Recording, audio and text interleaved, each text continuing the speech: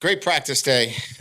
You know, getting a chance to get out there for an hour and a half, handle the elements, learn from it. Those are great teaching lessons for us going into, for practice six.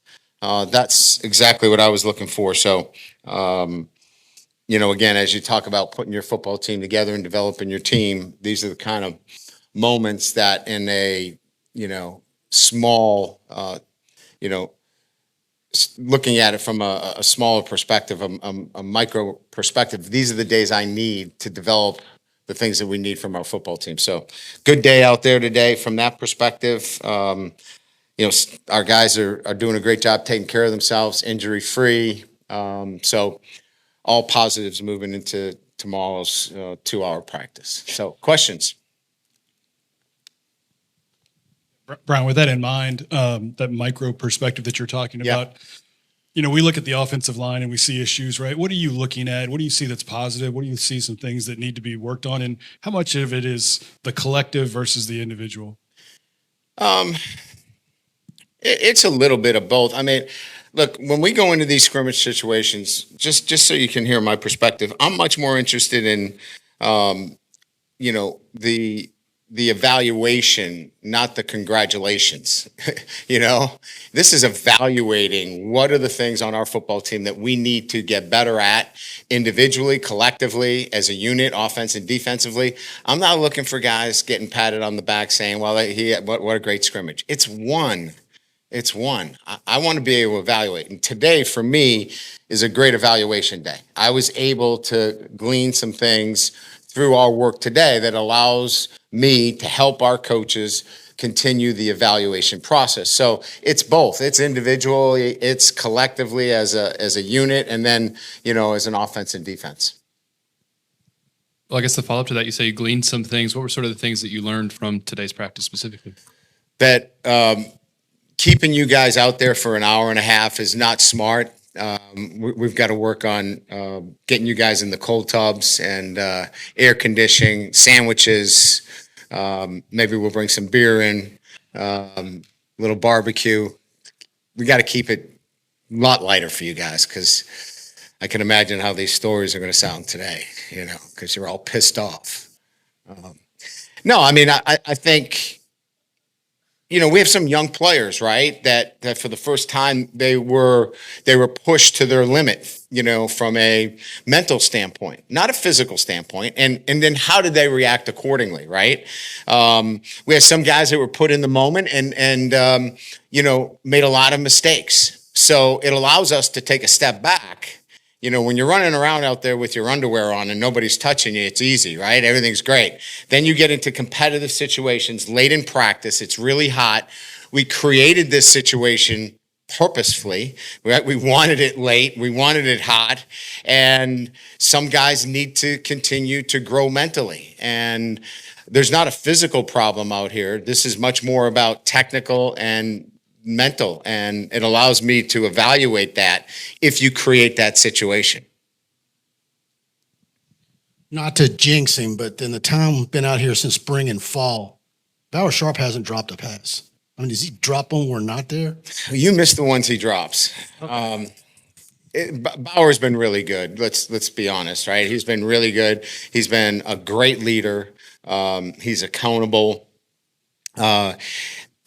We're really pleased with him. But he's not perfect. And he's working on that every day too, which is great, right? He came here knowing that he was not done developing.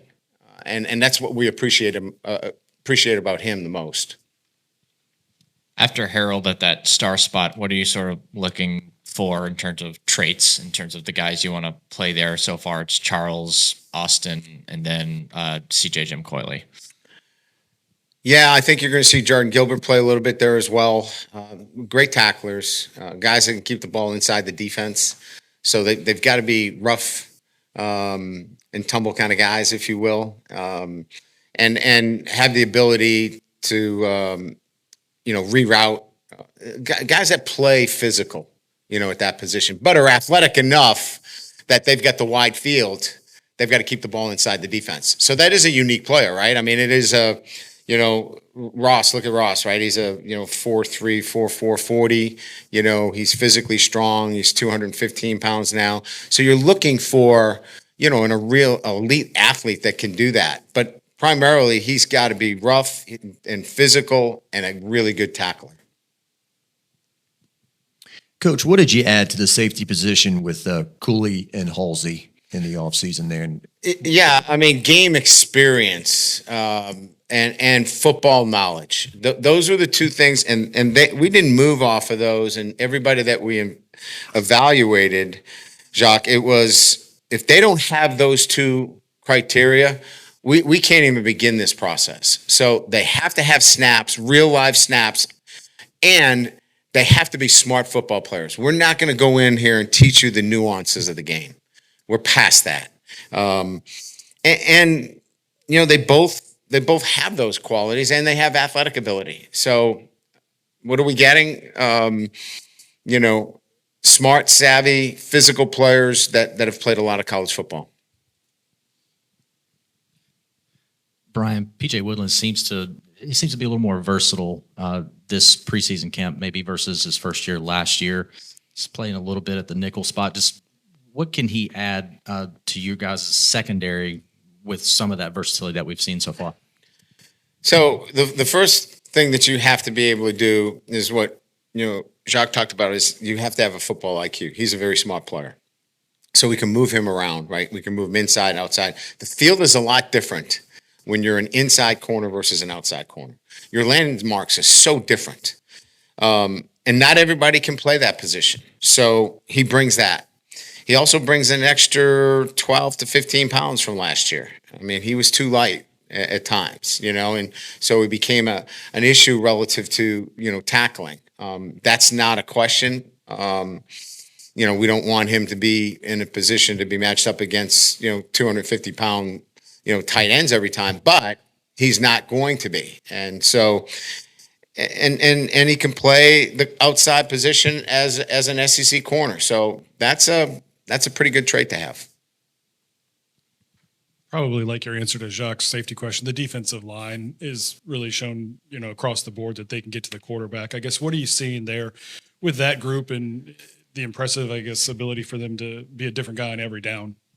Yeah, I mean, if you look carefully, where were a lot of the pressures were from inside out, not outside in. And that's a great thing, right? When you have guys that are creating issues from the inside out of the pocket instead of just rushing off the edge, where you can get a hand on them and widen it and step up, where we're getting our best success is inside out. And so, Gooden, Guillory, Jamari played a little bit. Butler played some inside. Gabe can play a little bit inside. We can be very dynamic from an inside-out perspective as well. Obviously McKinley's big and long. So when you add that to, what we think is four guys that can play off the edge, you got a pretty dynamic pass rush now. Hey, Coach, it looked like there was one play today. I don't know if it was instinctual or by design, but Garrett saw a hole, took it and ran. Looked like it could have gone for a bigger gain. Just that element of his game developing this offseason, what kind of effort has he put into that? And just how nice is it to see that? Yeah, I just think learning from last year where he had those opportunities and he didn't take advantage of them. I think he recognizes the fact that the quarterback position is not just about being static and throwing the football or handing it off. You've got to be able to use your legs. He's athletic enough to do that. So I think just education and realization, playing in games where he knew he had opportunities that he needed to do that.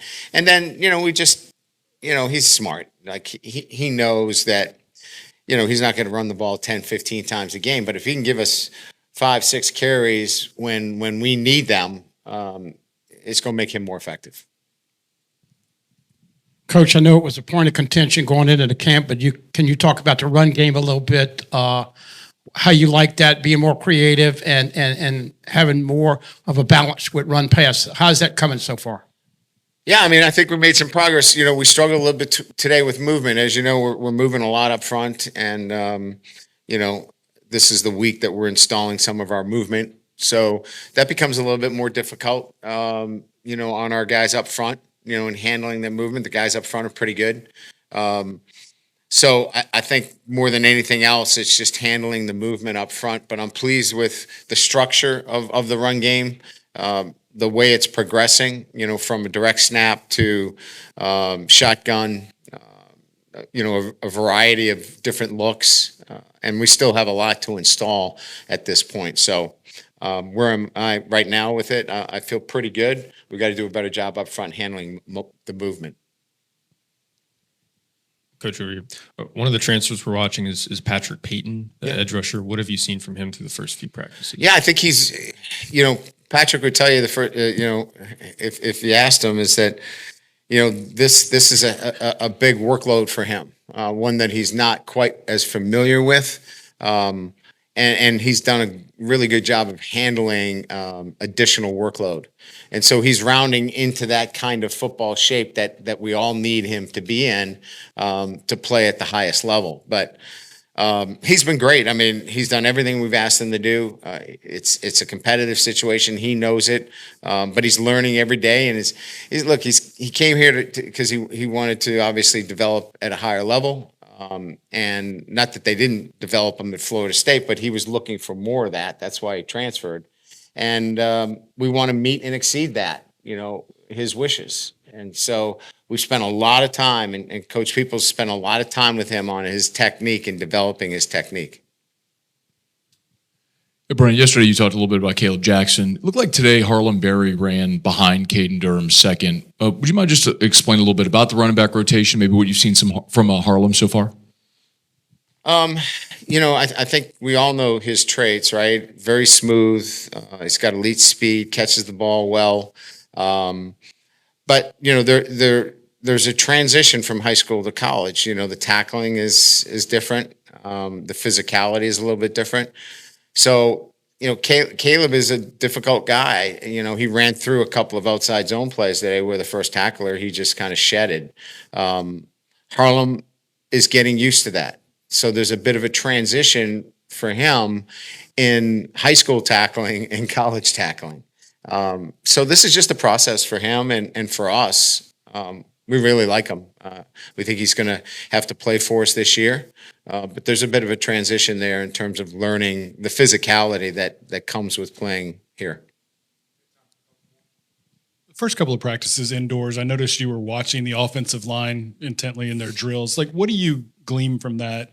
What are you looking for, and how does it help you get that evaluation that you're looking for? Some of it's because, we're trying to develop depth along the offensive line. It's not necessarily the starters. It might be an Ori Williams. It might be a Carius Kern. A Brett Bordelon, at the center position. So my eyes go towards those guys that maybe we don't watch as much because everybody's got the eyes on the starters, and I can watch them on film.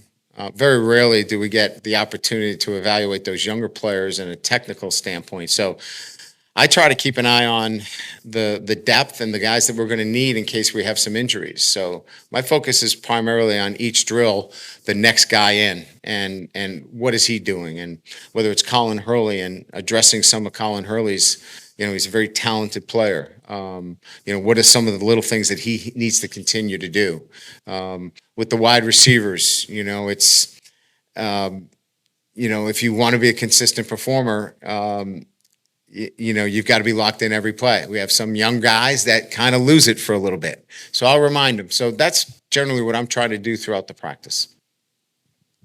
Hey, Coach, over here, I know that kind of led to my question, but Van Buren and also Colin, just what you've seen from both of them and just, competition and what you want to see from them moving forward. Yeah, I think it's the details. They're talented players. Both of them can play in the SEC, but talent is just one thing, right? You've got to be able to not have those moments where, the ball's on the ground or, you throw a pick six. I just want them to eliminate the big mistakes. Let them be athletes. Let them be who they are. They're not the same quarterback. They have different kind of traits. But, what can you do? Again, I come back to this, model of consistency is about, can you stay laser focused every single snap throughout the entire practice? And so That's really what I'm trying to get out of both those guys. And they've had their moments. We need to get it to a point where it's much more consistent. All right. Thank you.